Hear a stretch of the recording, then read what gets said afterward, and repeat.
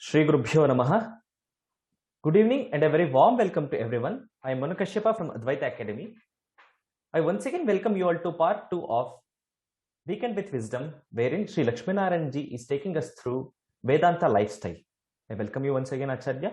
Viewers, if you have any question, please post them in Q&A box. Acharya will be taking up towards the end of the session. Acharya, please start your session.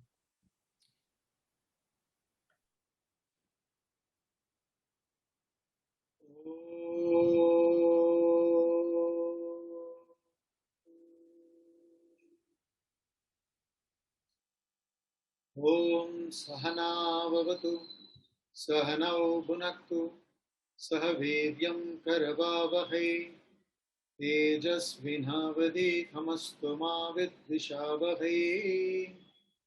Om Shanti Shanti.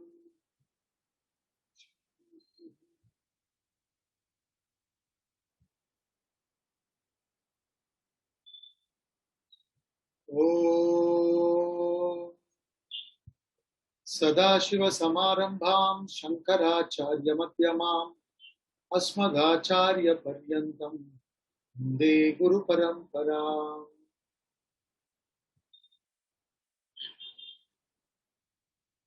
In the morning session, we were talking about this Vedanta lifestyle, wherein I said Vedanta lifestyle is a lifestyle that is founded on the eternal principles given to us by the great rishis from their meditation, from their experiences. So they drew the wisdom from their experiences and gave it to us so that we don't have to, contact the world and pay an expensive price for it. And then we said Vedanta talks about the nature of the individual from the superficial level, and it talks about the nature of the individual from the essence aspect. Then the nature of the world is discussed from the superficial level, and the nature of the world is discussed from the essence aspect. And then it talks about the technique of relating with the world to achieve success and bliss. So then we proceeded to talk about the basic human constitution, the body, mind, intellect, wherein through the body you become perceiver and actor, through the mind you become feeler, and through the intellect you become the thinker. And then the world basically is objects and beings, which is changing and perishing. And this changing phenomenon, underneath that there is this changeless reality. So this lifestyle is backed by the knowledge of Atma, Anatma, Viveka. So when we gain this knowledge from the Shastras, we understand that there are three lifestyles called Sattvic, Rajasic, Tamasic lifestyles. And we touched upon that also a little bit in the morning session. Sattvic lifestyle is Vedanta lifestyle. Rajasic lifestyle and Tamasic lifestyle is not Vedanta lifestyle. In fact, the purpose of life according to Vedanta is to move from Tamas to Rajas to Sattva and beyond. And that Atma is called Guna Atita, Sattva Atita. It's beyond Gunas. So the purpose of life is to raise ourselves from Tamas to Rajas to Sattva and go beyond. So we need to first pull ourselves from Tamas to Rajas and come to Sattva. And when we come to 100% Sattva, Sattva cannot exist by itself. Then we get into the transformation and become the self or merge with the self. So the Sattvic lifestyle is what is Vedanta lifestyle. And what is Sattvic lifestyle? Let me get to that slide.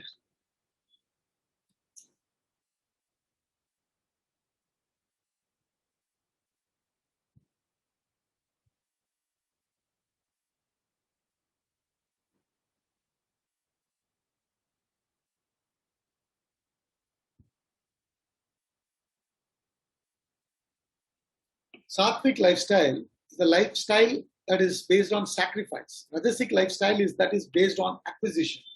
Tamasic lifestyle is based on indulgence. So he said in Bhagavad Gita chapter 3, Shri Krishna talks about these three. He says, tamasic person is one who eats without producing. He's like a thief. And rajasic person is one who cooks but eats sin, meaning he acts selfishly for mere aggrandizement, acquisition. He has no higher goal or vision. And then he's cooking for his selfish purpose, meaning acting for his selfish purpose. But at the end of the day, he gets only agitation, sin. In the sense, the world we saw is in a constant flux of change. So it is not going to cater to one individual's desires all the time. So a person who's merely acting to fulfill his selfish desires is going to be agitated most of the time. So that's the Rajasic lifestyle, where one is only trying to fulfill the desires through the actions. They don't have a higher goal or a purpose. Sattvic or Vedantic lifestyle is where, when you are informed about the Atma, the higher aspect of life, you pitch a goal at the higher level and you sacrifice all the things that pertains to the lower for that purpose. So he says Sattvic person is one who eats the remnants of sacrifice. So it's based on sacrifice. In fact, the fundamental of Vedantic living is sacrifice. This is what I was telling in the morning when Swami talks about Gita, and he says the essence of Gita is when you repeat the word Gita, when you keep saying Gita, Gita, Gita, Gita, it becomes Tyagi, Tyagi, Tyagi. So it's Tyag. That is the real essence of Gita. So we get this idea from the world today that renunciation, the moment you say renunciation, everybody gets scared. But the essence of Vedanta is renunciation, and it's wrongly understood. That's why nobody really wants to get into this Vedantic lifestyle. In fact, Vedantic lifestyle is that lifestyle which helps you to attain success and peace together. It gives you both success and peace. One set of people who are extremely successful, by their own admission, they are not peaceful. Another set of people who are relatively peaceful, not highly productive, are successful. So it's almost like, if you're successful, you can't be peaceful. If you want peace, if you choose peace, then you have to forget about success. If you choose success, you have to forget about peace. That's not the case. You can combine both. The secret is you got to convert the lifestyle into a sacrificial lifestyle. So, therefore, what is this we need to understand? It talks about the Atma, as I told you. What is this Atma? Only when we gain the knowledge of the higher do we become capable of renunciation. So therefore, it talks about the knowledge of the higher. What is that Atma? What is that self? We saw that you are made up of a body, mind, intellect, and underlying that there is this changeless entity called Atma or self in English. What is that changeless entity? So Vedanta says that is Nitya, eternal. It is eternal, beyond time. Even before time, it exists. It is an existence principle. It was there in the past, is there in the present, it will continue to be there in the future. And that alone is Satya. That alone is Satya. And this world is Mithya, dependent. Satya means independent. Like the wood is independent of the chair. But the chair cannot be independent of the wood. So in that example, wood is taken to be Satya and chair is taken to be Mithya. Chair is nothing but a different form of the wood which has got a different name called chair. That's all. So similarly, as per Vedantic knowledge, this entire universe is nothing but the expression of that divinity or Atma. From the total point of view, we call it Brahman. So the world has evolved from Brahman, and that essence pervades this world. It's the substratum on which the whole thing is projected. So therefore, that is Satya. And it is all pervading, Sarvagata. Atma is Nitya, Satya, Sarvagata, all pervading. It pervades everything. And then it is Aprameya, that is difficult to conceive, difficult to understand, difficult to know. It is even subtler than the intellect. It is the intellect we employ to know, but it is even difficult to understand because it's even beyond intellect. And it is Akarta. Atma doesn't do anything. It's a witness. It's a non-doer. It's the body, mind, intellect that acts. The body acts propelled by the mind and intellect. So the gunas of the mind propels the body to act, many times not guided by the intellect, sometimes guided by the intellect. So the equipments function.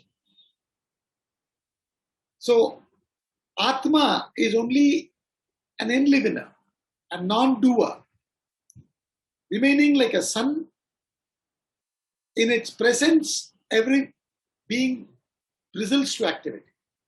Similarly, Atma remains as a non-doer, but drawing the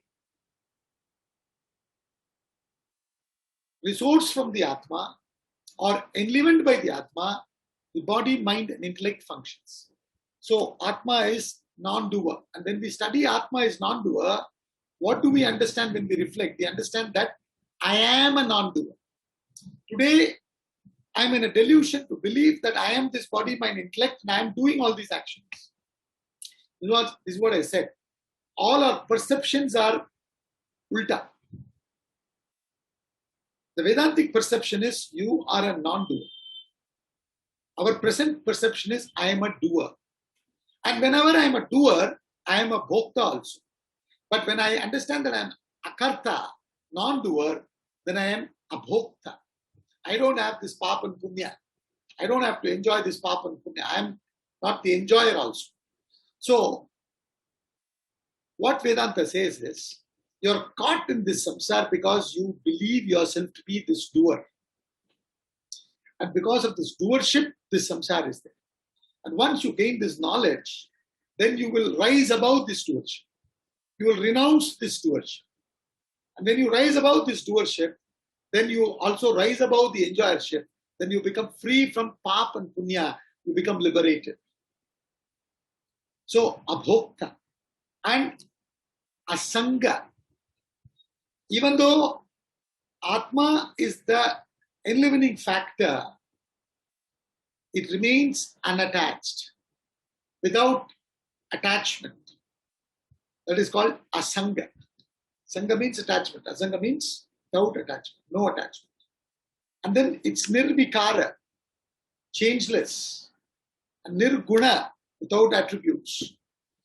The body, mind, intellect has attributes. The substance has attributes. Atma is the substratum. It has no attributes. Nirgunaha. It is avyaktaha. Atindriyam. Not available for your senses. Indriya gochara. Avyakta. Unmanifest. It's not manifest. This body, mind, intellect is manifest. But that is unmanifest. Not available for your senses. And it is formless. Arupa. There's no form. It is arupa. Formless. And it is ajaha. Ajaha means unborn. It is not born when the body is born. It does not die when the body dies. It is amrita. So ajaha and amrita. You, as an essence, you understand that you are all this. You are ajaha, unborn. You are amritaha, deathless. Weapons cannot cleave your body. Water cannot wet your body. Fire cannot burn your body. Wind cannot blow your body. Atma is the essence. You are that. But today, due to delusion, you believe yourself to be this limited individual, and as a limited individual, you are attached to this world. And the downfall, the reason for our downfall is attachment. We'll see that later. So, Amrita. You are deathless. You are beyond death. Death is only for that which has begun, which is born. Something which is not born is not going to die. It's always there, eternal. It's Amrita. And then it is the Sakshi, witness. It remains as a Sakshi. So to understand Atma, we always give this example of petrol. So you do the action with the body, isn't it? All of us perform action with the body. As long as we live, we need to act, isn't it? Nahi kaschit chanamapi jatu tishtatya karma krit. Karyate yavashat karma. Sarva prakriti jaygunahi. Sri Krishna says that in the Gita. None can remain without action even for a moment. If you rest, you will rust. Action is the insignia of life. Inaction is death. No? The water is constantly flowing in the river. So there is life there. In a pond where the water is stagnant, slowly it perishes. So one needs to act. Life means action. So the action is executed through the body and it is propelled by the mind and directed by the intellect. So body is only the vehicle and mind is the engine and intellect is the driver, and the vehicle will not move without petrol firing it, energizing it, enlivening it, isn't it? But does petrol have any desire to act or not to act? Petrol has no desire to do or not to do. And the performance of the car depends on the engine. If you have a Maruti 800 and Mercedes S500, you take those cars to the same petrol station, same petrol you fill in, the performance will vary because the engine capacity is different. Similarly, each one's mind is different. So the performance is due to the mind. And then the car meeting with an accident or reaching the destination safely, that is due to the driver's driving skills, the intellect. But in all this, petrol has nothing to do except enlivening it. No car can move without petrol. But petrol cannot be held responsible for the performance or reaching the destination safely or meeting with accident. So, exactly the same way, the body, mind and intellect functions in this world enlivened by the Atma. So you are the enlivener. You are not the doer. This is the change in perception, which is the basis of our lifestyle when it comes to Vedanta. Because when you understand this, then you understand that you are the enlivener. You are not the doer. You are a mere witness. You are a sakshi. So, when you have this knowledge, or to the extent you have digested this knowledge, only to that extent can you really be detached. So therefore, when we talk about renunciation, we need to understand what exactly is this renunciation. Renunciation is not giving up. It is taking up something higher. In fact, renunciation and knowledge means the same. Renunciation and knowledge means the same. See, when a flower matures and becomes a fruit, the petals of the flower automatically falls away. They automatically fall away. If you pluck the petals one by one, it won't become a fruit. But when the flower matures into a fruit, the petals fall away. When a child is exposed to the cycle world, the toy world of the child falls away. So when you gain the higher knowledge, the lower automatically falls away. That is called renunciation. So it's not giving up, it is taking up something higher. So therefore, renunciation is not giving up. Renunciation is growing up. Therefore, we say renunciation and knowledge means one and the same. Because a lot of us understand renunciation as giving up. I have to give up this, I have to give up that. So many things I need to give up if I have to follow Vedantic lifestyle. No. Renunciation is not giving up, it is growing up. And that's the secret of joy. That's the secret of energy. That's the secret of success. When you lead Vedantic lifestyle, you will retain joy and cheer throughout. When you follow Vedantic lifestyle, you will be energetic throughout. When somebody asked Swami Parthasarathy, what is work? He said, what is rest? They asked him. He said, intense work is rest. So that much energy you will have when you have this knowledge, when you have this renunciation in you, when you have this sacrifice in you. And then there will be success.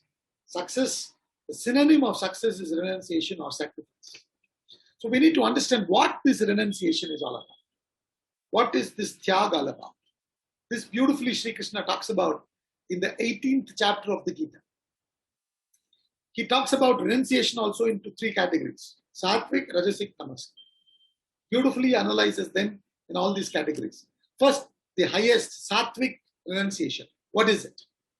He says Sattvic renunciation is performance of obligatory duties without attachment to the fruit. So our concept of renunciation is what? Giving up action. But what is the concept of renunciation that Vedanta talks about? It is performance of action, renouncing the fruit of action, renouncing the attachment to the fruit of action. That's called Sattvic renunciation. So in fact, Sattvic renunciation and Sattvic action are one and the same. So therefore, when you understand renunciation correctly as growing up and not giving up, you understand that it is performance of obligatory duties, not running away from obligatory duties. Only thing you need to give up is attachment. You're not supposed to give up the action.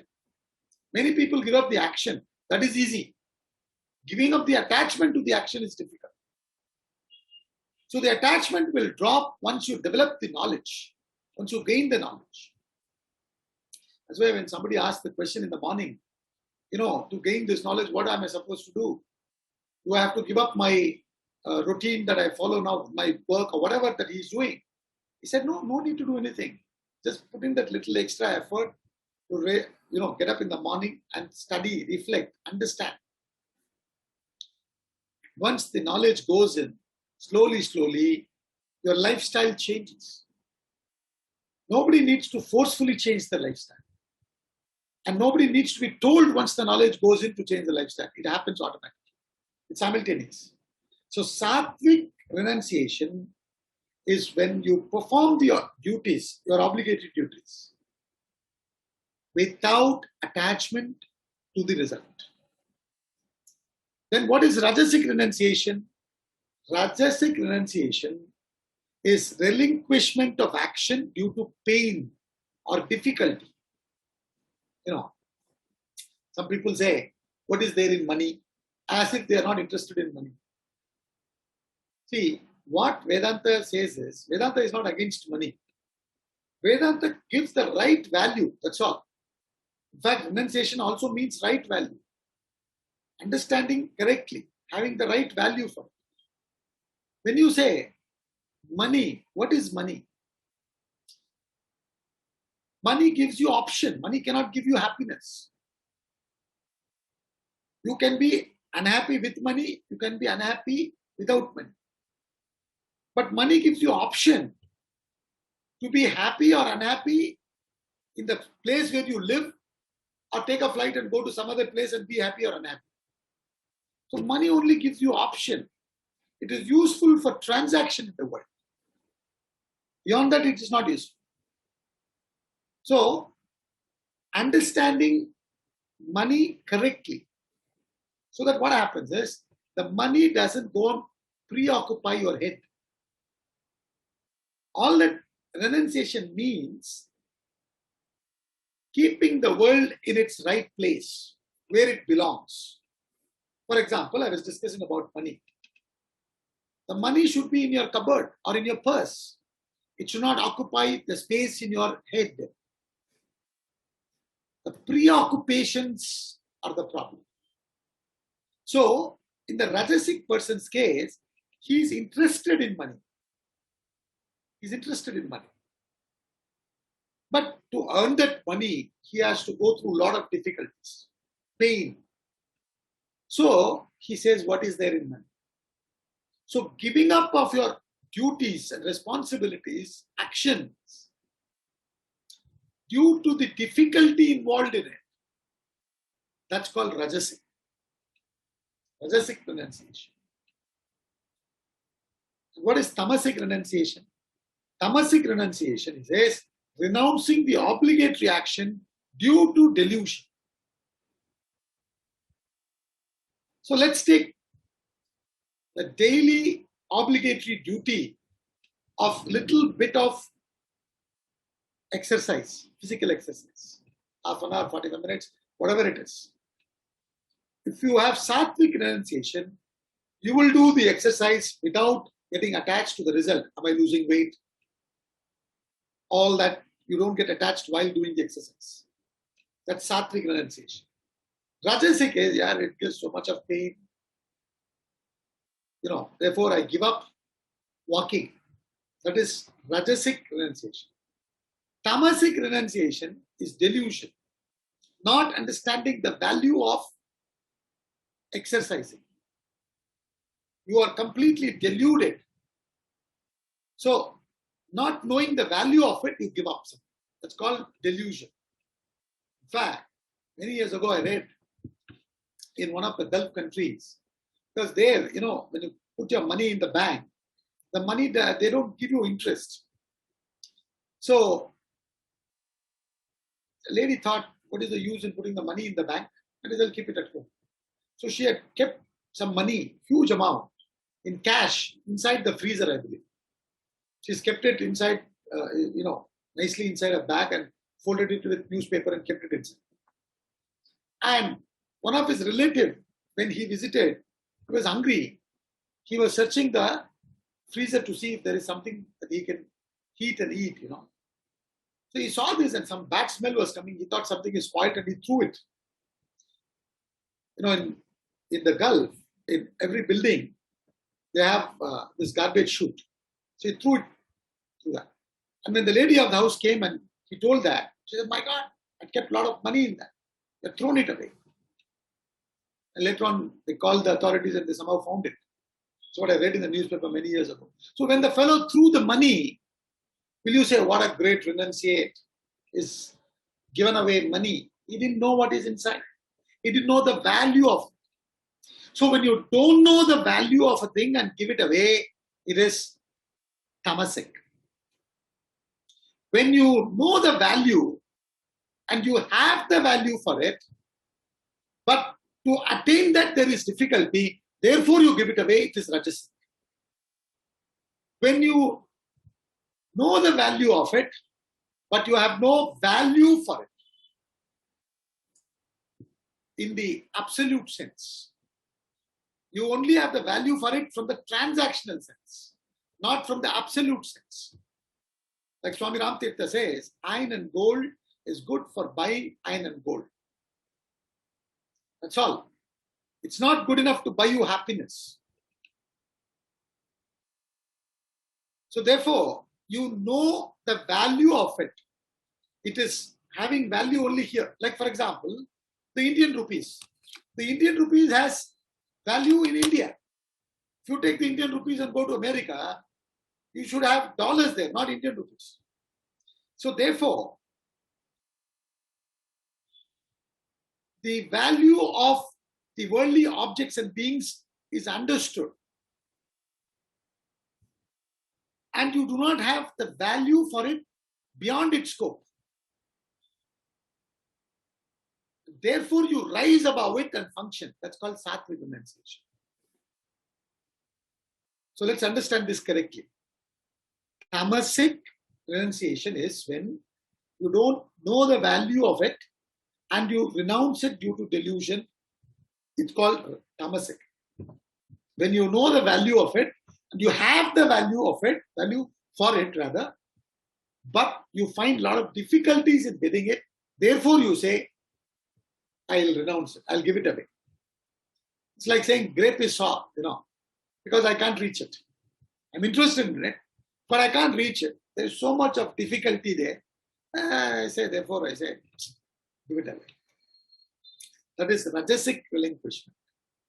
And Sattvic is, I know the value of it, what it can give me, what exercise can do to me, what studying the higher scriptures daily does to me. I know the value of everything. Then I decide what I should value, what I should not value. So the value of the world vis-a-vis value of the self. This is what we have studied when we studied Atma Anatma Viveka. So with reference to that, he has no value for the world, or he has the right value for the world. So we can say Sattvic renunciation is understanding the value, knows the value of the objects and beings, but has no value for the objects and beings, and does what he or she had to do without attachment. Hence, he is able to do it without attachment. Otherwise, doing it without attachment is not possible. And the crux is attachment. Swami Parthasarathy says, the way to gain anything is to lose it.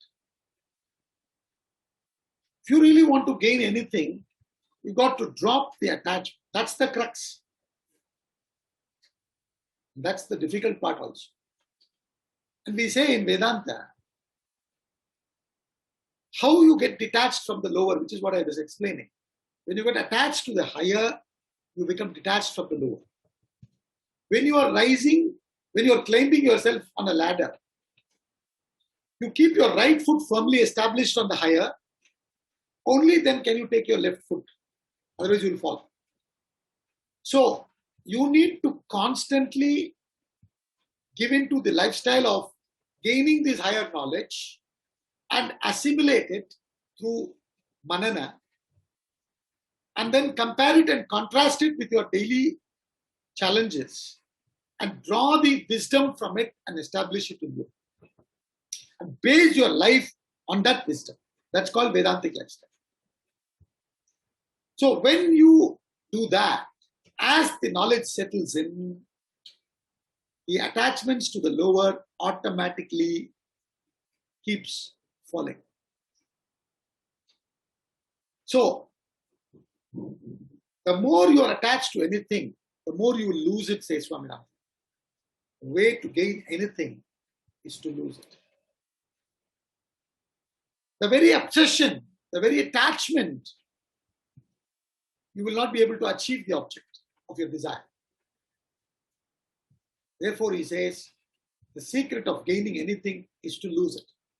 And he beautifully explains this with the phenomenon of color. No. An object is known by the color that it reflects away, not by the color it absorbs. So when an object absorbs blue, when the object reflects blue and absorbs all other colors, it's known by the color blue. When the object absorbs all colors, it is known by black color. When it reflects all color, it's white. So that's why one of the reasons in Vedantic lifestyle, generally they select white color, half white color and all that to remind themselves of this phenomenon. And when they go beyond, then they take sannyas, where they take the akarob, which symbolizes the fire burning the ego, fire of knowledge burning the ego. So therefore, with the color phenomenon, Swami Parthasarathy beautifully explains, an object is known by the color. It reflects, not what it absorbs. So you will have things that you have risen above. This is the fundamental thing in Vedantic lifestyle.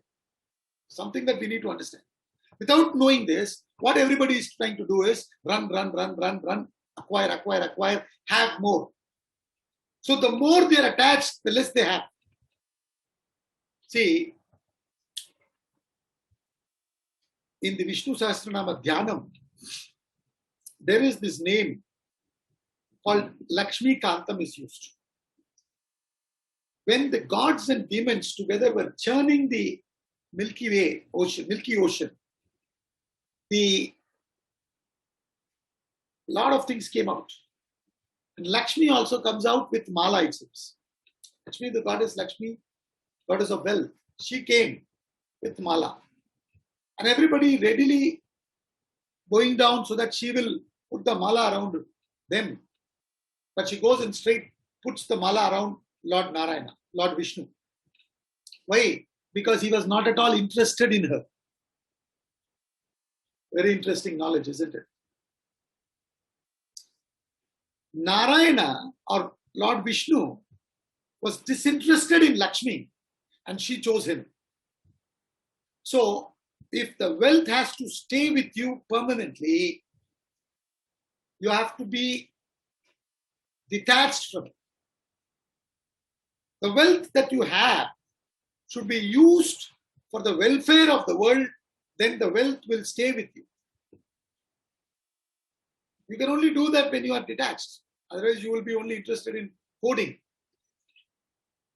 So, Lakshmi Kantam means he attracts Lakshmi. Lakshmi is attracted by him. Why is she attracted? Detachment. There's another interesting story. Once a king wanted to see a true renunciate. So he called his minister and said, I want to see a true sannyasi, true renunciate. Please arrange for it. I want to meet a true sannyasi. We'll go and meet him wherever he is. And the minister couldn't find one. He didn't know where to find one. So what he did is, he went to the jail and then he selected one fellow who did a small crime and he was imprisoned. He said, listen, if you do what I say, I will set you free. What is that? Just for a few hours, you have to act like a sannyasi. And whatever is offered to you during the time, you should not take. Because you're a sannyasi. You should say no, no, no. That's all. Yeah, that's all. And if you do that, I'll give you a bag of gold. You can, and I'll release you from the jail. Thereafter, you need not, do this small stealing and all that. You can settle in life with those gold coins that I give you. So he said, okay, I'll agree for this deal. And on that particular day, he was released and he was disguised as a sannyasi sitting there. The king, the queen, and the minister, all three of them go to him. And the king is prostrating, the queen is prostrating, the minister is also prostrating. Because when the king and the queen, they are doing, he also has to prostrate. So he also prostrates. And then the king is giving him all sorts of things. And he is going on saying, no, no, please take it away, take it away, take it away. No, no, no. The king is mighty impressed. He says, this entire kingdom is yours. Whenever you want, you tell me, everything is yours. Like that. He takes his blessings and leaves. And after some time, the minister comes back and gives him a bag of gold. And now also he's saying, no, take it away, take it away. The minister says, yeah, the game is over. Please take this bag of gold. Go and live your life happily. He says, take it away. So have you gone mad? Don't you understand what I'm saying? He says, sir, I understood. Only you have not understood. What is it? When I kept saying no, no, no, even the king has prostrated to me and he's given everything to me. So by saying no, I have understood what I can get. So when you are detached, Even Lakshmi gets attracted. This is the irony of life. When you're obsessed and run after it, it leaves you. When you renounce, it comes behind you. The way to gain anything is to lose it. This is the principle on which Vedantic lifestyle is founded. So, when we understand these things, then it will be easier to understand how to achieve success through this. This he beautifully explains in the verse number 30 and 35 of chapter 3 of the Bhagavad Gita. And verse number 30 of chapter 3 says, Mai sarvani karmani sanyasya atyatma chetasa nirashi nirmamo bhutva yudyasva vigata jwaraha. Mai sarvani karmani sanyasya. Renounce all actions in me. Adhyatma chetasa, the thoughts resting on the self. Nirashir, free from hope. Nirmamaha, without attachment, without mamakara, attachment. Yujyasva, fight. Face the challenges of life. Do your duty. Vigata jwaraha, without mental fever. This is the meaning of the translation of the verse. I'll come back to these verses. And then the next verse I quoted was 35th verse of chapter 3 of the Bhagavad Gita. It says, Shreyan swadharmo vigunaha paradharmat swanushtita swadharme nidanam shreyaha paradharmo bhayavaha. Beautiful words. It says Shreya. Shreya means good, better. Better is swadharma. Shreyan swadharmo vigunaha. Even if it is devoid of merit. Than paradharma. Swadharma means one's own nature. One's own duty, one's own nature. Paradharma means alien nature, alien duty. Shreyan swadharmo vigunaha. Even if it is devoid of merit. Devoid of merit means it's not that much looked up to. Paradharmat swanushtita. Rather than following somebody else's nature, somebody else's duty. Paradharmat swanushtita. Well discharged. Swadharme nidanam shreyaha. Better to die in swadharma. Better is death in swadharma. Paradharmo bhayavaha. It is fraught with fear. Following somebody else's nature is fraught with fear. It's full of agitations, disturbance, boredom. So therefore, we need to understand how Vedanta or Vedantic lifestyle helps us in achieving success. So what is these two verses? What these two verses are talking about? We need to understand that correctly. First, what is success? Success is, when you say success, what is success? Success is a result of an action, isn't it? Success belongs to the future. Action is the cause. The present action is the cause, and success is the effect. Action is the cause, success is the effect. If the action is correct, it will bring in success. If the action is wrong, it will bring failure. So today's action becomes success or failure tomorrow. So success is an effect. Right action is the cause. When we say right action, an action underlined with the right attitude and awareness. It's called right action. When you do an action with the right attitude and awareness, with proper renunciation, that is right action. That is sattvic action. That will bring you success. How these two verses are explaining that, we can understand from the next slide. Right action and success, one and the same. So in fact, when you understand this, thereafter you won't bother about success. you will thereafter only think about what is right action. Because if I do the right action, automatically success will come. So first thing he says is the field of activity. The field of activity should be your swadharma, one's own nature, according to your nature. See, my educational background is engineering. But I slowly realized that my nature is the philosophy and teaching. So I chose the field of activity which is in alignment with my nature. Swadharma, that's the first thing. Don't unnecessarily waste your time and energy in the paradharmic field. Choose a field of activity which is in line with your nature. Then, having chosen the field of activity, you should not act on your likes and dislikes. This is important. In Rajasic lifestyle, they act on their likes and dislikes. Whereas here, you are told to choose the field of activity in line with your swadharma. The mind loves that field. So it cooperates to concentrate.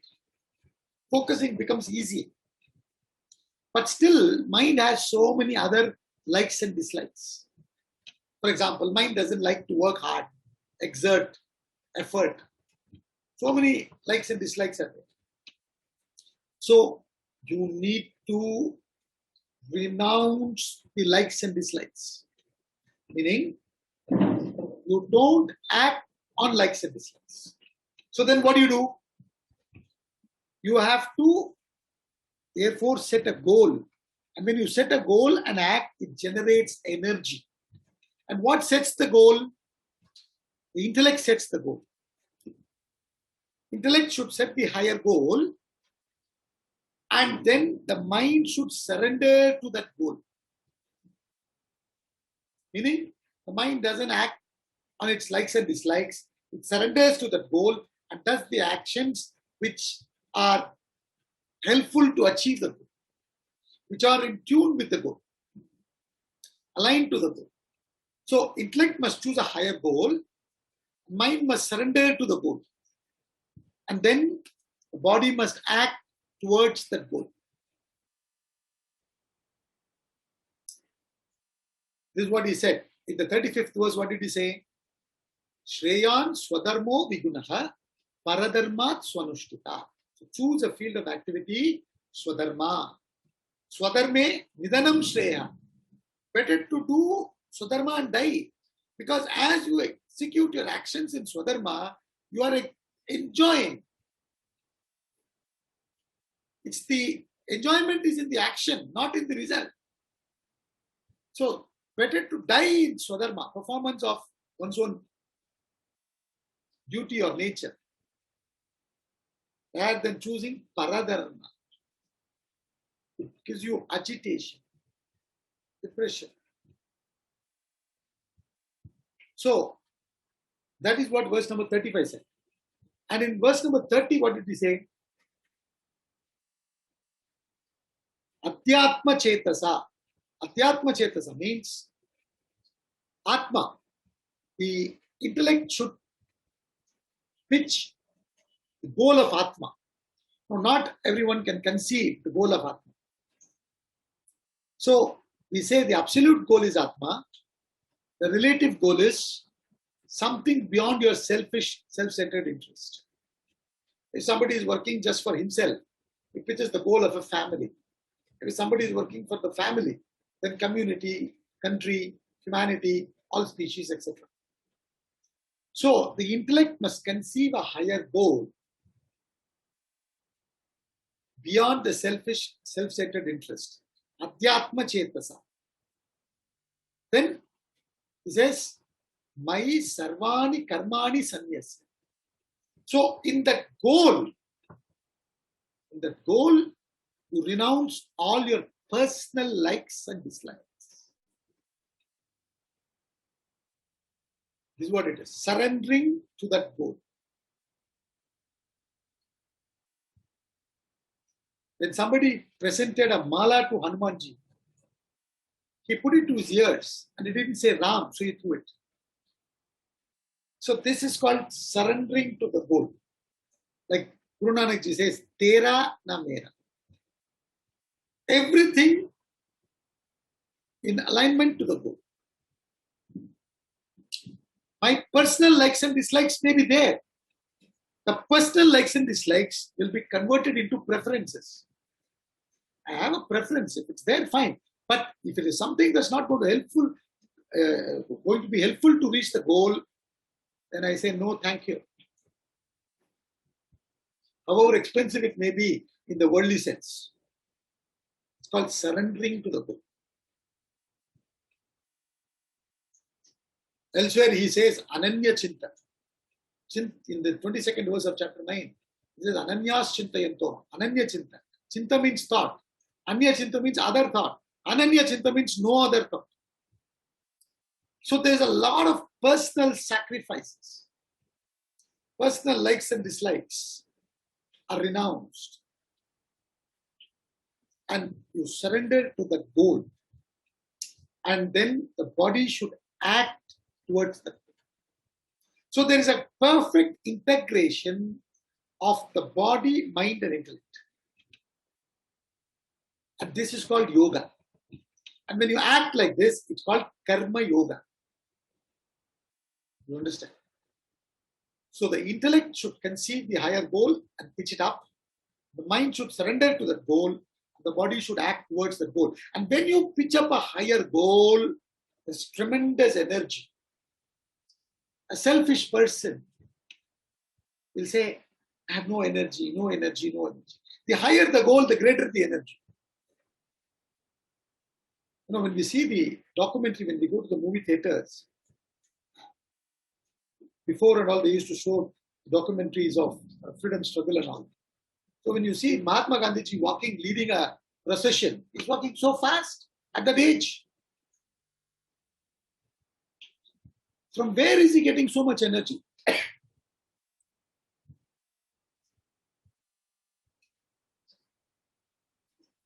The greater the goal, the greater the energy. You know, Guru Swami Parthasarathy is 94 years old now. And he's still conducting classes, lectures and all that. From where is he getting his energy? Higher goal and surrender. So, this is what I said in the beginning. Renunciation gives you tremendous energy. When you act on your selfish, self-centered interests, likes and dislikes, you lose energy, you dissipate it. So, when you set the goal and surrender and act, tremendous energy is there. You look forward for, weekdays, not weekends. There's something very interesting. The talk that we are giving now comes under the series Weekend with Wisdom. It's very interesting. I was thinking about this. Generally, throughout the world, people look forward for weekends, not weekends and vacations, not weekdays. 5 days they work for those 2 days to enjoy, indulge. So this is very interesting. These weekends where generally people indulge. Here they are saying in Advaita Academy, weekends with wisdom instead of indulge. Very interesting. To gain this knowledge, gain this wisdom, and base your life on that. And when you do that, you generate energy. You look forward for Monday mornings, not Friday evenings. You look forward to act. It's tremendous energy. Because your thoughts are higher. You're not petty. You're not thinking about, you don't have a narrow mind. What will I get? What is in it for me? The narrow mind is not. You rise, tremendous potential energy. It gets released. And then he says, when you read that verse 30, he says, Mayi sarvani karmani sanyasya atyatma chetasa nirashir nirmamo bhutva yutyasva vigata jwaraha. So, the mind dissipates energy through the worries of the past, anxieties of the future, and excitement in the present. This is what happens. Nirashi, hope of the future. Be free from anxiety of the future. And nirmama. Mama means mamatva. Me and mine. My. So nirmama. Ego comes from the memories of the past. A madman has no ego because he's lost his memories. He will say, suddenly I will be talking to you, and suddenly he'll say, I'm having dinner with Prime Minister. He's lost all the memories. So, the past and future, clip it. And then there is another problem. What is that? Excitement in the present. Feverish doing. Have to do. I am delivering this talk to this Advaita Academy today on this Vedanta Life Style. So I'm excited. I can't sit down. Fever. And whenever you do an action with the desire, in the friction, even your body becomes hot. Kama. Kama produces heat because desire is there. I hope my desire will be fulfilled. I hope this will happen. I hope that will happen. So I hope I'll execute this talk well. I hope it's appreciated. You know, this excitement in the present. So with the powerful intellect developed through the study and reflection on the higher knowledge, you need to control the mind from slipping into the past, future, and present excitement. So you are supposed to renounce only these things. When you do this, this is called right action or ideal action, perfect action. So field of activity, generate energy, avoid dissipation. This is what these two verses are talking about, verse number 30 and 35. They're talking about this only. The way we do today, no goal pitched by the intellect. Our mind is doing everything to fulfill the likes and dislikes. Nothing else. Constantly worried. Oh, in the past this happened. I hope in future it doesn't get repeated. I hope I'll achieve it this time. Now, constantly mind is going up and down, up and down. So when you are able to bring in your intellect, control, renounce the worries of the past, anxieties of the future, control the excitement in the present, work towards the higher goal, you will achieve success. That's why we say renunciation is the secret of success. So now when we say you should not have the anxieties of the future, worries of the past, then what about learning from the past and planning for the future? And there is another verse also in chapter 2 verse 47. Karmani eva adhikaraha ma phaleshu kadachana. So everybody thinks, oh, I should never think of the fruit. I should always be acting. Karmani eva adhikaraha. I have right only over the action. Never to the fruit. So I should not bother about the future. I should not plan for it. People interpret it in all different ways. Just do. Don't worry about the future. Don't plan nothing. Just do. Plunge. What he's saying here is, Vedanta is not saying don't plan for the future or learn from the past. You've got to understand these things correctly. What is it saying? When you plan for the future, planning is an intellect-driven action. Please understand. Planning is an intellect-driven action done consciously in the present. But when the mind is anxious about the future, the result, it is not a conscious intellect-driven action. The mind by itself has gone to the future. So that is what the Vedanta is asking you to control. So planning is a present action. And similarly, learning from the past is completely different from the mind by itself going to the past and getting disturbed. When the intellect directs the mind to go to the past to learn something, it's a present action, it's a conscious intellectual action. So when Vedanta talks about all these things in verse number 47 of chapter 2 or this 30 of chapter 3, all these verses, it's not saying don't plan for the future or don't learn from the past. It's not saying that. Or don't act in the present. It's not saying that. Oh, you just pray to God. God will come and write the exam for you and you will succeed. Vedanta doesn't talk about these things.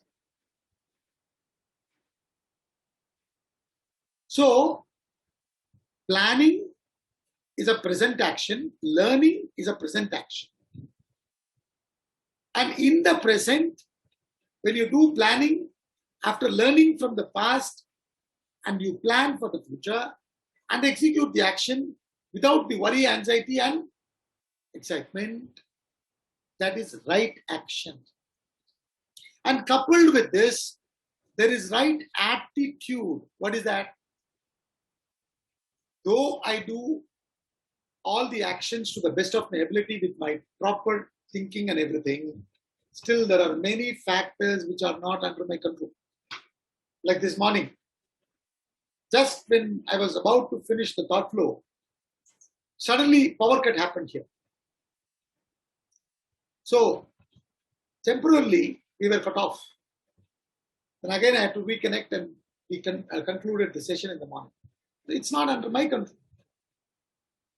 You know, when Advaita Academy contacted me and said, will you be able to do this talks during this weekend?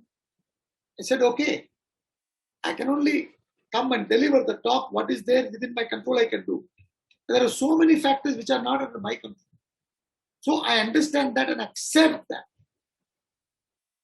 With that right attitude, then my action is complete.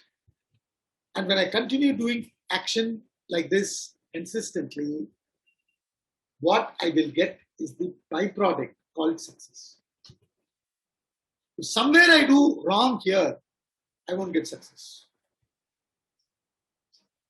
So therefore we say renunciation or knowledge is the secret of success, synonym of success.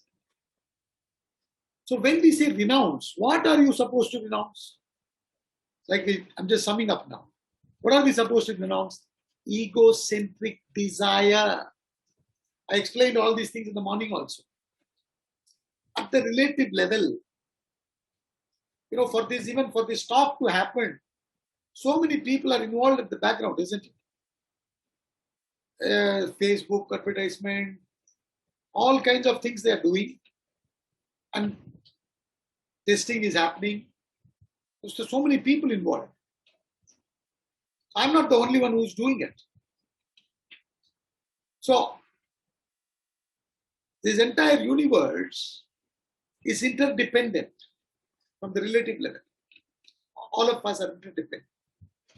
The human beings are dependent on the plants for oxygen, and plants are dependent on the human beings for carbon dioxide.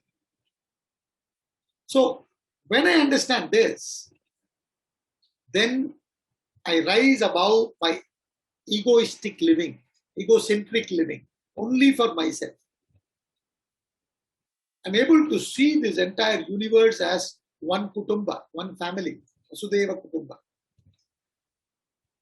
So, I renounce the egocentric desires. Means what? I rise above them I may be interested in it in the beginning, but I don't act mainly to fulfill that as the main criteria. That is rising above egocentric desire. So you renounce egocentric desire and then egoistic attitude. I am the doer. If I am talking on the subject Vedanta today, it is the Bhiksha given to me by my Guru. And the entire Guru Parampara. In fact, in this month, during the Paurnami, is when Sage Vyasa's birthday is. So it's celebrated as Guru Purnima. So without all this Guru Parampara's contribution, what we can do to think that I am doing, I am responsible for everything. It's madness. Such a small, egoistic individual is thinking that the whole thing revolves around him or her. Stupidity. So when I gain this knowledge, I rise above my egoistic attitude. Thereafter, I am not functioning with the attitude of doership. I am doing. Oh, no doership. And then renounce the attachment to the fruit. Renounce the egocentric desire, renounce the egoistic attitude, renounce the attachment to the fruit of action.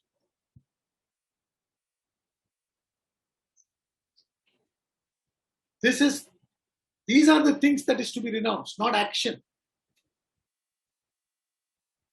So you remove the non-essentials from action,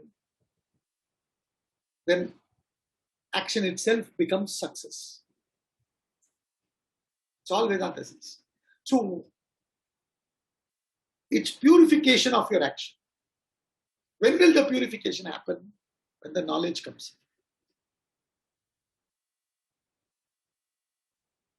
in. The knowledge of the higher purifies your action. So the fire of knowledge,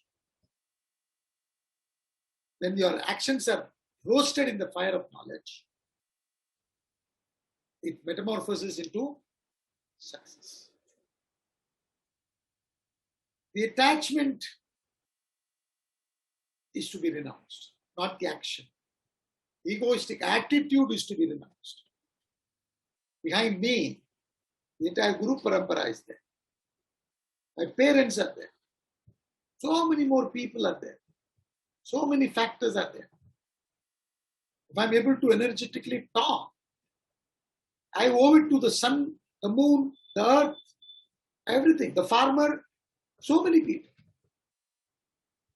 To think that I have done it, it's madness. So, the non-essentials, when you renounce and you focus on the essential, you attain success. That's why we say Vedantic lifestyle promotes success, gives you success. And it also gives you simultaneously peace.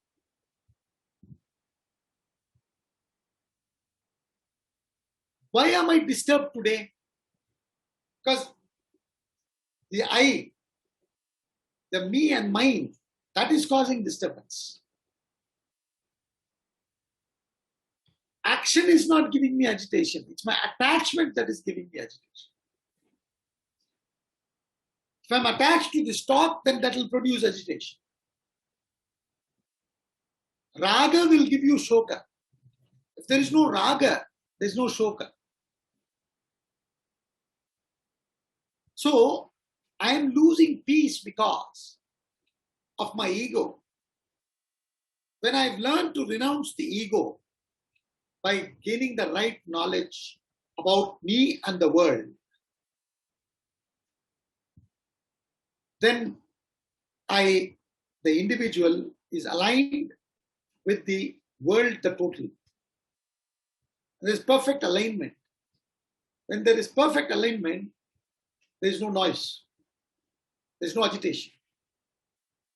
When any part of your body is abnormal, only then it makes its presence known.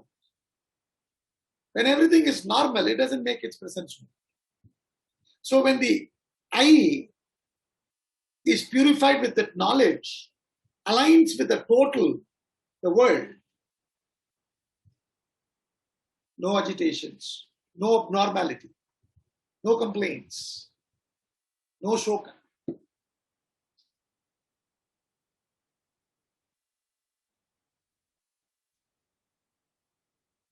Upanishad says, Tatra ko moha ashoka ekatvam anupashyata. When you realize that oneness, where is moha, where is shoka? Well, there's nothing. So, the secret of success is renunciation, which is knowledge. And therefore we say, when you learn and live this Vedantic lifestyle, you achieve success. And attachment is the root cause of all suffering. All suffering, the root cause is attachment. And from where does attachment come? Ignorance. Ignorance of my true nature. Ignorance of my true nature brings me to believe that I am this limited individual. And the limited individual feels insecure. And due to the insecurity, the thoughts go to the world outside to acquire. So I'm leading such a lifestyle to go on acquiring. And when my thoughts run to the world outside, I get attached. And my attachment causes suffering. When I'm attached to the objects of the world, I must get that. Otherwise, I'll be insecure. So I'm not sure if I'll get it. So that causes fear, insecurity, agitation. And after I get it, will I be able to retain it or will it leave me? That causes agitation. So ignorance of my true nature is the cause of my attachment. And attachment produces sorrow. That's why Sri Krishna says, a wise man is never grieving. That's the very first verse of Bhagavad Gita, technically speaking. Because verse number 11 of chapter 2 is where the real Gita starts. Ashocyan anvashochastvam prajnavadamscha bhashase gatasun agatasun na anusochanti panditaha. Wise people do not grieve. Wise people do not grieve because they have clear knowledge of what is Atma, what is Anatma. When that knowledge is there, when you have the knowledge of the self, then you don't feel limited. Therefore, no insecurity. No thoughts running through the world outside to feel complete. So no attachment. And no worries, no grief, nothing. So that is why Vedanta says you must gain this knowledge and then live. When you live like that, then you will have no agitations whatsoever. So people think, is it possible to have such a lifestyle? It is possible. And once you taste that kind of a lifestyle, thereafter you do not want to live this lifestyle that you are living today, which is Rajasic and Tamasic. So with this, we'll conclude this session. Now this next 15 minutes, we can take up any questions you have. Namaste, Acharya, and thank you for that wonderful knowledge that you shared with us. We have one or two questions. The first one is my personal question from the questions that were asked in the morning. That is, why some people tend to misunderstand when they listen to Vedanta that to practice it, one has to give up everything and start. Why is this misunderstanding starting at all? See, there can be many reasons for it. One could be the very teachers. With all humility, I'm saying this. Sometimes, we emphasize so much on this renunciation that people we don't understand that renunciation is not the cause, it's an effect. You understand? So, people have this misunderstanding that you should give up. And mostly what happens is, the masters are matured people, and many of them could be in the lifestyle of sannyas. The teachers, Adi Shankaracharya, sannyas. Swami Vivekananda, sannyas. Swami Ramtirtha, sannyas. Many of the acharyas are sannyasis. Understand? But what we need to understand is, they've gone to that height. It's like, research scholars. They are not into, so they resign themselves to the laboratories, and then they are doing research which is helpful for the world.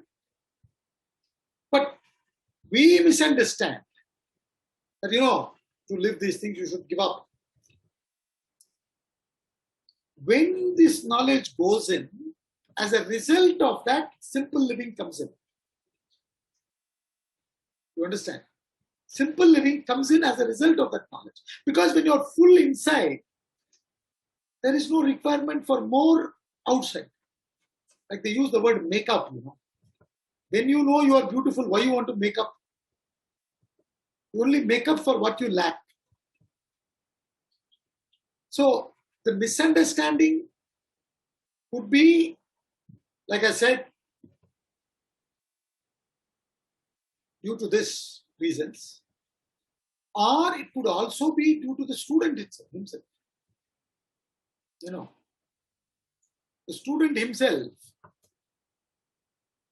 is not listening properly, understanding correctly. Sometimes the teachers may be emphasizing more on the simple living and renunciation. That could be the reason. Or it could be from the student itself. Mostly it's from the student side. I think you have beautifully put it. Yes. Yeah.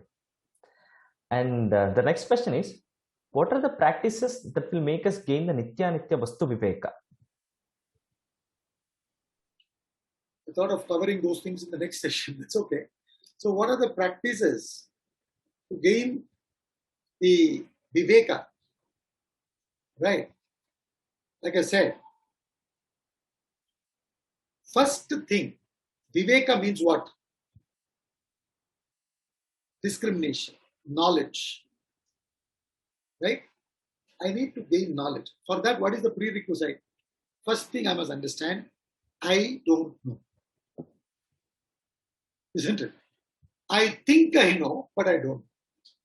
Josh Billings beautifully says, the trouble with most folks is not so much their ignorance, but they're knowing so many things which ain't so. He puts that knowing within inverted commas. The problem is, I know.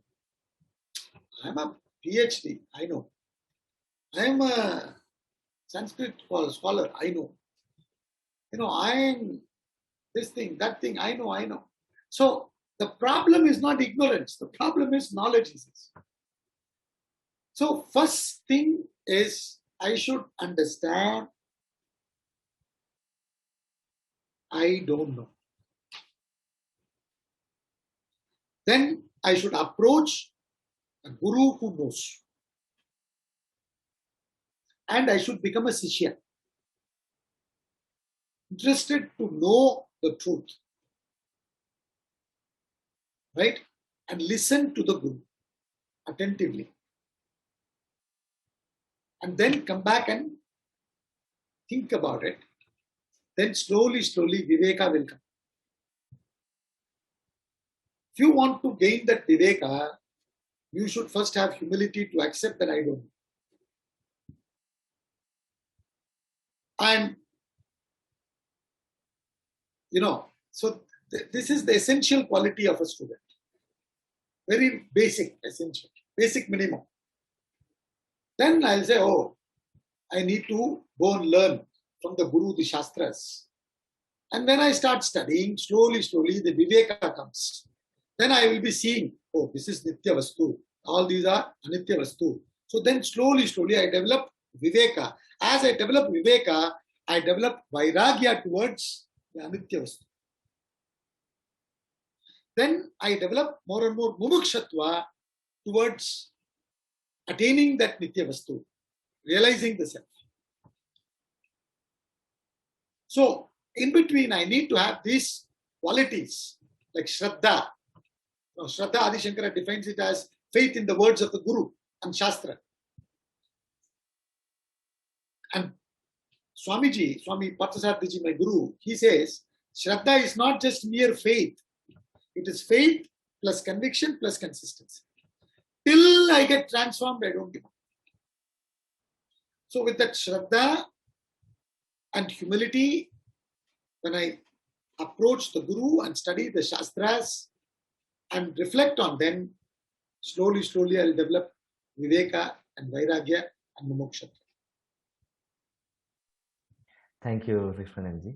And the final question is, will my desire for attainment of moksha can also become egocentric desire? No, it's not. Ego means the body-mind-intellect complex.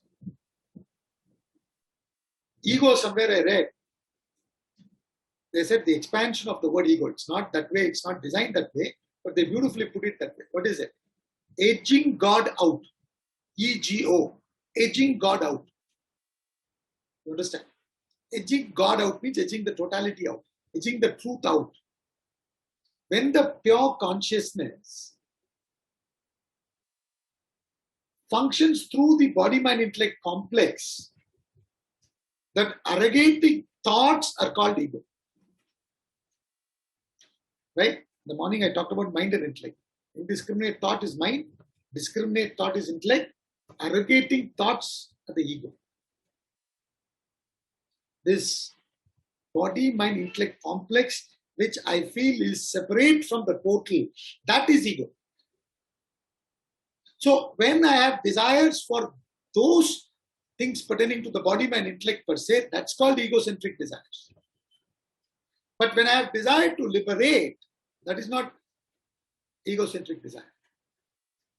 You know, when they talk about Nishkama Karma, you know, what is that Nishkama Karma? And Nishkama Karma means what? There is desire only to realize the self. There is no desire for anything in the world. Understand? So therefore, the desire for liberation is not egocentric, because when you liberate, what happens? Egocentric means something that caters and pampers the ego. When you liberate, what happens? The ego itself disintegrates and dissolves. So how can it be called as egocentric desire? A desire to gain the knowledge whereby you rise above the ego, it cannot be called as egocentric desire. It's not egocentric. Thank you so much. Yes. And viewers, with this, we will conclude yet another session of Weekend with Wisdom. Tomorrow in the morning, again at 10 o'clock, Lakshminarayanji will be joining us and sharing his knowledge for the concluding session of Weekend with Wisdom on Vedanta Life Style. Lakshminarayanji, thank you so much. With this, we'll conclude. Shri Guru Pyo Namaha. Thank you.